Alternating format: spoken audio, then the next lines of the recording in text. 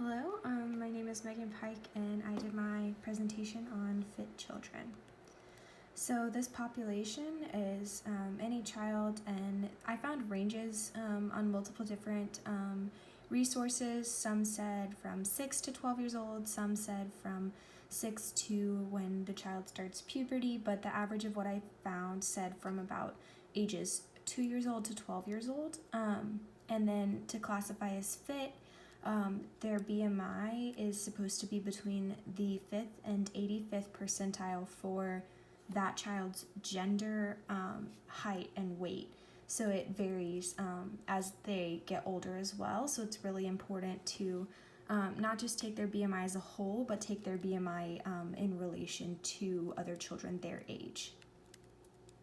So there's not a lot of risks for exercise in children. The main risk for exercising children is there's just an increased risk of injury.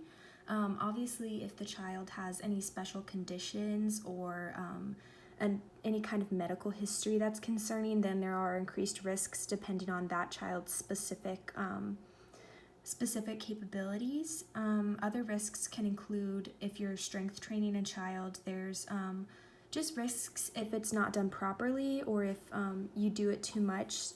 There's risk of overtraining or overuse just within children's muscles, and they can get burnout very quickly. So it's really important to take that into account. There's a lot of benefits of exercise in children.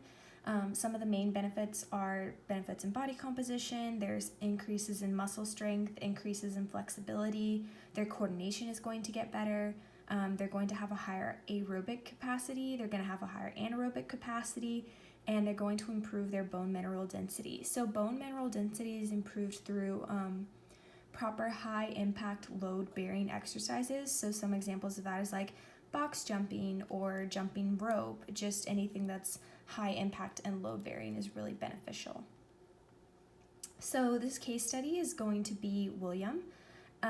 So he's an 8-year-old boy. He weighs 57 pounds and he is 4 feet and 2 inches tall. His BMI is 16. So when you look up the BMI for 8-year-old boys, this puts him, with his height and weight, this puts him in his 56th percentile for his age. So this is really good because you want to be between the 5th and the 85th percentile for your age group.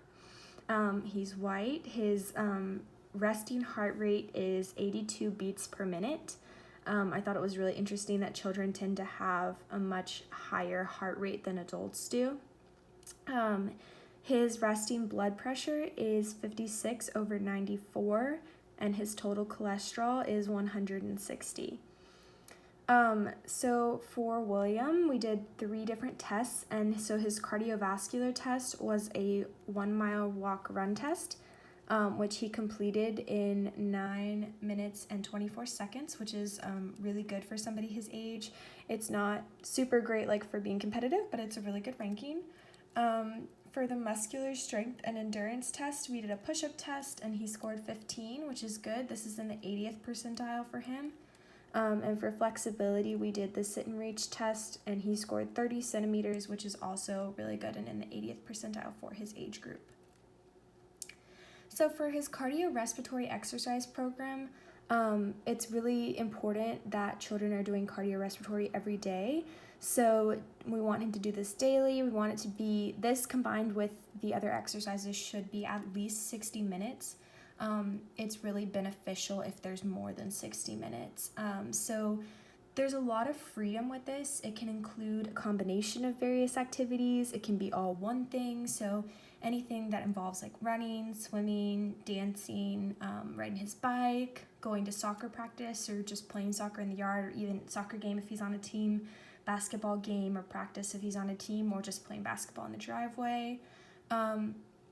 It's really, really important, especially for children, that whenever they're exercising, that they maintain proper hydration levels. So it's just really important to make sure that he's drinking water the entire time, that he's getting the right electrolytes. And then it's also important that children don't exercise in really hot environments. So if he lives somewhere that it's really hot, it's important to break up these 60 minutes or more into shorter exercise bouts so that he can rest and cool down in between doing the exercise, because they can get really dehydrated really fast, or they could suffer from heat exhaustion. So those are what you want to watch out for.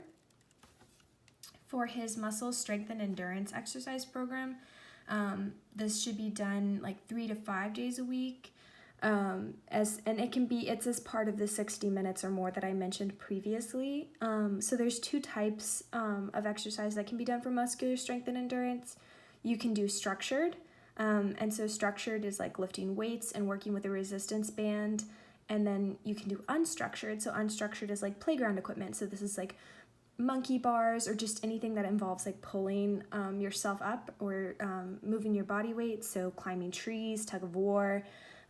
There's just a lot to play around with to keep him interested, to give him variation. What is important for this is if they're lifting or they're working with a resistance band, they need to be supervised, and it's very important to make sure that they're not being overtrained, and that they're not there's not overuse that is occurring with their muscles, because that can be very detrimental to them very quickly. So it's very important to make sure that they're not doing too much. But for children, they can usually do a good bit before that occurs. So there's a lot of freedom there.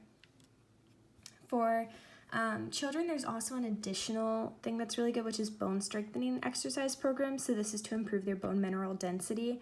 I kind of talked about it a little bit before. So this can be done also 3 to 5 days a week, and it can be included as part of the 60 minutes or greater. There's some overlap in these activities, but these are those high impact load bearing exercises that I talked about previously.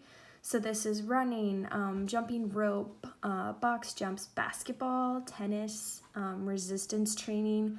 This can even be as simple as playing hopscotch, just anything that's putting that high impact on their bones, and that increases their load-bearing capabilities. So that's really important. And then the flexibility exercise program for kids.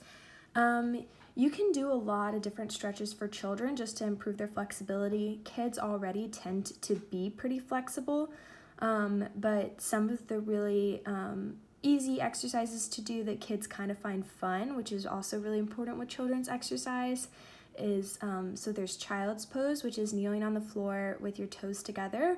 You want to keep your knees hip width apart, and then as you're breathing out, you're going to lean your torso down towards the ground and extend your arms out in front of you with your palms facing down on the floor. There's also the cat stretch, which kids really like, which is beginning by you kneel on all fours, and then with the top of your feet on the floor, you're going to tilt your hips forward and tuck your tailbone, and at the same time, you're going to bring your head towards your stomach, and then you're going to return to the starting position.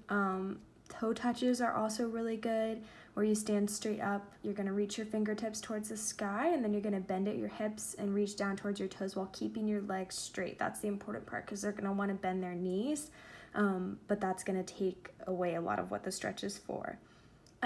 There's also the butterfly stretch. So this is where you're sitting on the floor, and you're going to bring the soles of your feet together where they're touching each other, and then you're going to kind of pull your feet towards your body as you push your knees towards the floor.